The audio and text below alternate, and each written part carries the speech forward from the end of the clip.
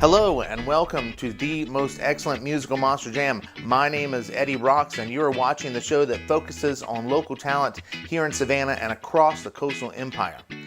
This week we are actually going into the low country of South Carolina to meet up with Danielle Hicks in Bluffton. Now she's doing a gig there at a place called the Old Town Dispensary, and what a cool place that was. But we met up with Danielle Hicks there, and this week we're doing things a little different. I'm actually going to do the interview and Will is going to do the camera work. So we're both kind of switching roles there and practicing the other's craft. So let's go right away to Bluffton and meet up with the lovely and talented Danielle Hicks. Hello, I'm Eddie Rahx and today we are interviewing Danielle Hicks. Danielle, thank you for being on the show. Oh yeah, thanks for coming out tonight. Thanks. So I understand we're in Bluffton right now, but you're not from Bluffton. No. You're from Tifton. I'm from Tifton, right? Georgia. Tifton, Georgia. Awesome. So your parents were musicians, as I understand. My dad is a guitarist and my mom sings, yeah. That's sweet. And they had a band. Yeah, my dad's been in a band all of his life almost, since he's been about 17. Okay, so that's kind of how you became a musician, is your parents kind of groomed you for the music scene? Or? I definitely wanted every opportunity I could to get up with my dad's band, and once I did, at probably around 10, I was hooked for Awesome. sure. So I read in your bio that at 7 you had actually kind of gained notoriety for singing some Crystal Gale. Was it Don't You Make My Brown Eyes Blue? Yeah, Don't It Make My Brown Eyes Blue at the Georgia Pig Jig. The Pig Jig, okay, Yeah. Awesome. So that's in Tifton? Mm-hmm. No, it's actually, I think it's held in Perry, Vienna, a few places around Georgia. Sweet, sweet. Well, I love South Georgia. It's beautiful. I lived in Waycross for a little while, which is kind of, nothing really there. Tifton was pretty. We went through Tifton going up to Valdosta one time, hooking up on I-75 there. Oh yeah, and the fact that you actually rode through it is pretty impressive. And you got some nice historic buildings. They really do. I mean, it's pretty. They have like a beautiful courthouse and stuff like that. Yeah. I went to high school in Chula at Tift Area Academy. Okay, cool. Yeah. And that's a historic building also? Or? Oh no, just a little southern private school. Oh, awesome. So, then you did really well in school, as I understand. You were the valedictorian, is that what I understand? Yeah, my whole big class of 30. Okay. Hey, well, it's something. I think that's great that you're the valedictorian. And then what happens after that? Then you go up to New York? Yep, I moved up to New York 2 weeks out of high school, and I got a talent scholarship to the American Musical and Dramatic Academy. Awesome. It's located on Broadway on the Upper West Side. Okay. And, is that the Fame School, or? It's a well-known academy, and at the time it was a conservatory program. Now they offer a master's program, so sweet, it's grown a lot. Awesome. And so then you were there, you did a one-woman show, as I understand. After school, I started doing various gigs around the city, and one of my coolest gigs was at the Paramount Hotel in Times Square, Wow. and it was an off-Broadway one-woman show of a lot of my original pop music. Well, how does that come about? So you met a producer, or you just kind of put it together? No, I actually, I was living on Roosevelt Island at the time, which is a little island between Manhattan and Queens, and I met a guy fresh out of Berkeley, and we just recorded together and worked on it together. Oh, cool. So what kind of music was that? It was pretty pop influenced, I think. Pop influence, okay. Yeah. So, but now you're doing more of a bluesy Definitely. kind of I'm doing more blues, rock and roll. I mean, I grew up with my dad playing Leonard Skinner, Rush and Van Halen. So, but now I've gotten a lot more into the older blues. That's probably my favorite genre right now, and I'm trying to write a little bit more in that style with, of course, some R&B flair too. Sweet. I kind of poked around the web and was looking at some of your stuff. By the way, you have a beautiful website. Oh, I don't know how you ended up with that website. Did you do that yourself? No, that was all my fiance. Oh, okay. Well, he's great at that. That was really good. He wouldn't say so, but I think so. Yeah. You folks need to get there. It's DanielleHicks.com, and a beautiful photography on there as well. So you have some photography. You were talking about that earlier. You do photography with some folks? I just style with him and go along. I carry things.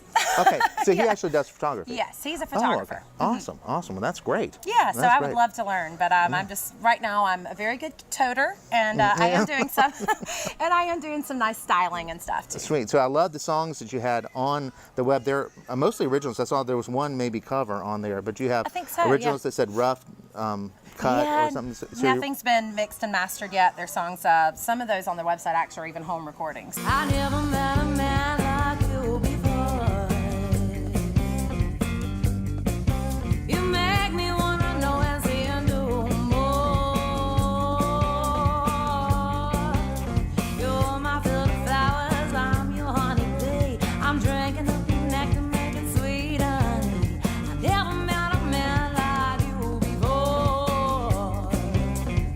I saw also on YouTube you had some like home recordings of you and your guitarist. Now, who's the guitarist in all of this? On YouTube, you could have seen Nate Saraceno, you could have seen Benjamin Kaiser, and then tonight I'm actually playing with Ryan Kelly. You make a plan, you set a track, and then there's no looking back. But the choices are yours, the choices are yours. And there'll come those days when you feel insecure. You stand up and step outside, take a deep breath, and then you sigh. Now I want to thank you, thank you. Just when you think that you are lost, the wind blows in. Just when you think you are drifting, the wind blows in and washes those fears away. You have ideas, you have your dreams, you're discovering what life truly means. Give it up, my baby, like a drug. It can be harder. Give it up, my baby, like a drug. It can be stronger. Okay, so there's a few musicians I you play work with a handful of Savannah's really, really amazingly talented musicians. Are they actually a big band too? Because I mean, I see the Resistance. Now that's the 8-ohm Resistance. I've dropped 8-ohm. We're just going by Danielle Hicks and the Resistance now. I like 8-ohm. I know, I did too. I really did, but God, it confused people so much. They were just like, and what? And what? You know, Michael Jackson has a song called 2,000 Watts. You probably never heard it, but it's like it's a pop song, and he says 2,000 watts, 8 ohms, and I just cool. It's cool. You have to look it up sometime. I mean, I really, really liked it too, but who knows? Maybe it'll come back. Yeah, cool. Well, so I also saw there you said it's something to do with the ohm sound there. Well, for me, that's what's so funny. When I was discussing coming up with the name, I was meaning ohm, like the ohm you say in yoga. Yeah. And then, of course, my guitarist took it as like ohm, you know, the resistance of sound. That's so cool. It's funny. Sweet. So, so what is the band now? So do you have? I have there again. I play with a couple of people. Ryan Kelly plays bass and guitar. So like tonight he'll be on the guitar, but often in the full band scenario he's on bass. Okay. Benjamin Kaiser is definitely one of my very favorite guitarists to work with, and we've been working together for about 4 years now, if not a little longer. And then Ira Miller is often our drummer.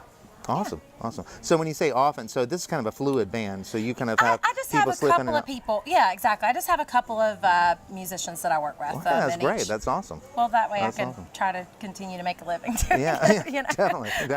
So, so some of the original songs, are you getting? You said your parents heavily influenced you with you know the Southern music that they were playing, the Southern rock, and some blues. And I see your voice is described as sultry and. You know, so then I saw Sade. You were performing Sade. I love Sade. She's one of my beautiful. I loved that. I love that. And then, so your original songs, where do you draw your inspiration from? I mean, Sade. Probably a lot of my favorite artists are Sade, Etta James, Bonnie Raitt is one of my all-time favorites. I love Stevie Nicks. Otis Redding is one of my biggest influences. So I mean, I pull from, you know, a lot of Led Zeppelin's one of my favorite bands, but I'm not saying you directly hear Who doesn't those. love Led Zeppelin? Yeah, exactly. Who doesn't? Oh, I found out I'm good at moving on. Life is much better now that you're gone. Ooh, life is sweeter now that we're gone. You know, also there's a lot of local talent. I saw that you had played with, was it Eric Culberson? Yeah, I think I've sat in with Eric a few times. I recently got to do a show with Velvet Caravan, which was really, really fun. And, you know, anytime I get a chance to play with some of Savannah's talent, I always look forward to that. Another really awesome show I got to do was at the Tybee Post Theater with Huxley Scott, too. Oh, awesome. Those ladies sing the blues. That was really fun. Huxley Scott, I like that name. Yeah, she's the local legend. Winter, spring, summer, or fall.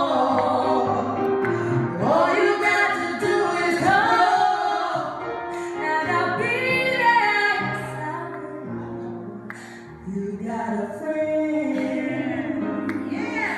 So you moved when you moved to Savannah, like that was 2010, I believe. Yeah, exactly. So you came here to see your sister, and then you said, "Wow, this music scene is so vibrant." So well, I took a few months from the city to come down. I wanted to see my sister start medical school and probably get a little break from the city, but with all intention of going back. And here I am, almost 6 years later. So I definitely fell in love with Savannah and did realize that the music scene is quite great here. I mean, you're making a lot of the same salaries that your musicians in New York City are making, with quite a different cost of living. Yeah, so, definitely. I mean, even if you went to LA, I mean, you see people performing there, how do they pay rent? I have no idea.